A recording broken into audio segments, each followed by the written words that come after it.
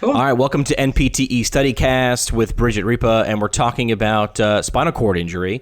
We're going to start out with anterior cord. What is it, Bridget? Anterior cord syndrome is literally what it sounds like. It's damage to the anterior or anterolateral portions of the spinal cord with preservation of the posterior portions. Got it. All right, so that's the anatomy. That's what's involved. Any particular causes or mechanism of injuries that are common? Yeah, so it's usually common with a hyperflexion or a burst fracture injury. Sometimes the anterior spinal artery can be damaged, which also causes the anterior cord syndrome. They're also going to present with kind of a variable loss of motor function, as well as pain and temperature sensation, but they are going to have intact proprioception and light touch. Okay, that's important. Helps us with differential diagnosis. What else could anterior cord appear as? Most of these people are going to have some sort of spinal cord injury, depending on how the person presents, especially acutely, because their presentation can change. It could be any of the other spinal cord injury syndromes.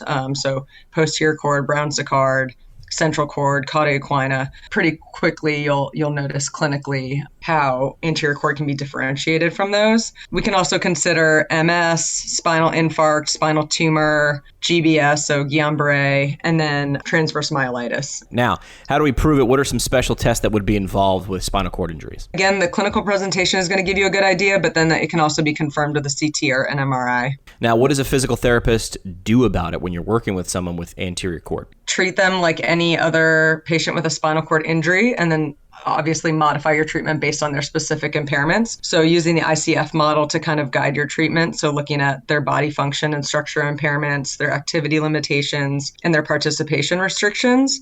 So you're going to want to address the medical management first, making sure that these patients are on a bowel and bladder program, emphasize motor learning, task-specific training, neuromuscular reeducation and strengthening, weight-bearing, tone management, FES, functional electrical stimulation, aerobic training, positioning, splinting, bracing, locomotion if applicable. With any kind of patient with a spinal cord injury, you want to pay attention to shoulder pain. But this patient population, you really want to allow for compensation. So some other neurological populations, you really want to try and decrease how much they're compensating. But these patients, you want to allow them to compensate.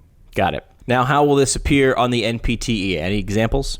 Yeah, I would say the mechanism of injury is going to be a big key, because that's how you really differentiate all of these different syndromes is how the injury took place. But then also going back to the anatomy and knowing motor, pain, temperature, proprioception, light touch, what's affected for this specific syndrome. Got it. That's their anterior cord. Yeah.